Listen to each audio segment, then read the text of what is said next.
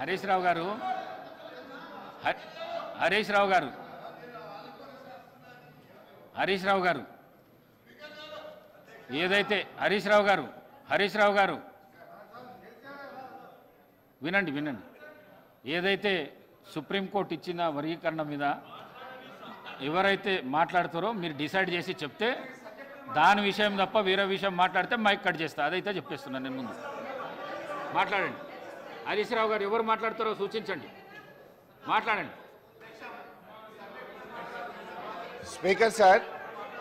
First of all ఒక శాసనసభ పక్షం తరఫున ఎవరు మాట్లాడాలనేది ఈ సభలో ఉన్న సాంప్రదాయం ప్రకారంగా సభలో మమ్మల్ని అడుగుతారు మా పార్టీ తరఫున ఎవరు మాట్లాడతారని అడిగి మేము ఎవరికి అడిగితే వారికి మైక్ ఇచ్చే సాంప్రదాయం ఉంది కానీ మీరు సభా సాంప్రదాయాలకు తిలోదక హరీష్ రావు గారు ఈ సభల ప్రతి సభ్యుడికి మాట్లాడే అవకాశం ఉన్నది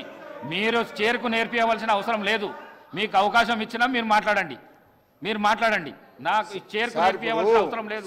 ఈ శాసనసభలో ఏ సభ్యుడికైనా మాట్లాడే హక్కు ఉంది మీరు సీనియర్ శాసనసభ్యులు నాకు నేర్పించవలసిన అవసరం లేదు చేరుకు నేర్పించవలసిన అవసరం లేదు మీరు మాట్లాడండి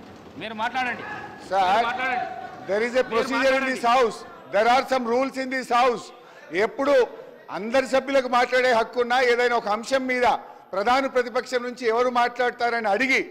అడిగి ఆ ప్రధాన ప్రతిపక్షం నుంచి పేరు తీసుకొని మాట్లాడించే సాంప్రదాయం ఈ సభలో ఉంది ఈ సభా సాంప్రదాయాన్ని తుంగలో దొక్కినందుకు ముందు నా నిరసన తెలియజేస్తూ నేను మాట్లాడుతున్నాను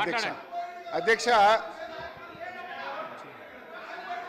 ఈ సభ కౌరవుల సభలాగా నడుస్తుంది అధ్యక్ష బట్ అంతిమంగా పాండవులే గెలుస్తారు న్యాయమే గెలుస్తుంది ధర్మమే నిలబెడుతుంది మీరేదో ఇలా మందబలం ఉందనో అధికారం ఉందనో అహంకారంతో చేస్తున్నారు ప్రజలు అన్ని విషయాలు గమనిస్తున్నారు తప్పకుండా మీకు తగిన గుణపాఠం చెప్పే రోజు ఉంటుంది జాగ్రత్త అధ్యక్ష ఈరోజు రెండు అంశాలు అధ్యక్ష ఎస్సీ వర్గీకరణ మీద భారత సర్వోన్నత న్యాయస్థానం ఇచ్చిన తీర్పును బీఆర్ఎస్ పార్టీ పక్షాన మా యొక్క హర్షాన్ని వ్యక్తం చేస్తూ ఉన్నాం స్వాగతిస్తూ ఉన్నాం అధ్యక్ష ఈ యొక్క వర్గీకరణ మీద మా ప్రభుత్వం ఏర్పడిన వెంటనే సభానాయకుడిగా కేసీఆర్ గారు 29 నవంబర్ 2014లో ఈ ఎస్సీ వర్గీకరణ వెంటనే చేయాలని ఆనాడు మా సభానాయకుడిగా కేసీఆర్ గారు ఈ సభలో తీర్మానాన్ని ప్రవేశపెట్టి కేంద్ర ప్రభుత్వానికి ఏకగ్రీవంగా ఈ వర్గీకరణ చేపట్టాలని చెప్పిన పార్టీ మా బీఆర్ఎస్ పార్టీ తీర్మానం చేయడమే కాదు అధ్యక్ష ఎస్సీ వర్గీకరణను వెంటనే చేపట్టాలని ఆ తీర్మానం కాపీని స్వయంగా కేసీఆర్ గారే తీసుకొని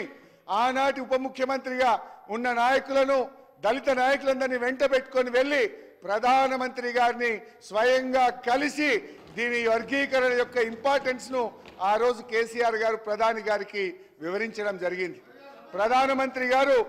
ఆ రోజు కూడా చాలా స్పష్టంగా ఇది న్యాయమైన డిమాండ్ అని దీన్ని తప్పకుండా పరిష్కరిస్తామని ప్రధానమంత్రి గారు కూడా ఆ రోజు సానుకూలంగా స్పందించారు అధ్యక్ష అయితే అధ్యక్ష ఈ వర్గీకరణ పోరాటం చాలా సుదీర్ఘమైన పోరాటం ఎన్నో త్యాగాలు జరిగినాయి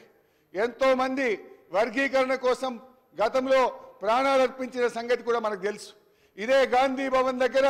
పెట్రోల్ పోసుకొని ఆ రోజు కొంతమంది మాదిగలు ఆత్మాహుతికి పాల్పడితే అప్పటి ప్రభుత్వం కనీసం వాళ్ళని పట్టించుకున్న పాపాన కూడా పోలేదు కానీ ఆ మాదిగలకు కేసీఆర్ గారు మా ప్రభుత్వం వచ్చిన వెంటనే వారందరికీ ఎక్స్గ్రేషియా ఇచ్చి ఆ కుటుంబాలను ఆదుకున్న పార్టీ బీఆర్ఎస్ పార్టీ మా నాయకుడు కేసీఆర్ గారు అధ్యక్ష ఆ రోజు కాంగ్రెస్ పార్టీ ద్రోహం చేసిందని కాంగ్రెస్ పార్టీ వర్గీకరణ చేయడం లేదని మందకృష్ణ మాదిగ గారి నేతృత్వంలో గాంధీ భవన్ దగ్గర ఆ రోజు పెద్ద ఎత్తున మాదిగలు గాంధీ భవన్ ముట్టడికి వచ్చి పోరాటం చేసిన విషయాన్ని కూడా గుర్తు తెచ్చుకోవాలి ఆ రోజు అమరులైన కుటుంబాలను కేసీఆర్ గారి ప్రభుత్వం ఆ కుటుంబాలను ఆదుకున్నది తప్ప గతంలో ఉన్న కాంగ్రెస్ ప్రభుత్వం ఆ పాపం అమరులైనటువంటి మాదిగ నేతలను పట్టించుకోకుండా వారికి అన్యాయం చేసినటువంటి పార్టీ కాంగ్రెస్ పార్టీ బట్ ఏది ఏమైనా ఈ సందర్భం చాలా సంతోషమైనటువంటి సందర్భం దశాబ్దాల కళ నెరవేరినటువంటి రోజు అందువల్ల ఈరోజు మా బీఆర్ఎస్ పార్టీ తరఫున సుప్రీంకోర్టు తీర్మానాన్ని మనస్ఫూర్తిగా స్వాగతిస్తా ఉన్నాం. ప్రభుత్వం ప్రవేశపెట్టిన స్కిల్ యూనివర్సిటీకి కూడా మా బీఆర్ఎస్ పార్టీ తరఫున సంపూర్ణమైన మద్దతును తెలియజేస్తా ఉన్నాం. అయితే అధ్యక్ష, నిన్న కానీ ఈ రోజు కానీ సభ జరిగిన తీరు మా హృదయాలను ఎంతో గాయపరిచింది. మా మహిళల్ని శాసనసభ్యులు లక్ష్మణ్ కుమార్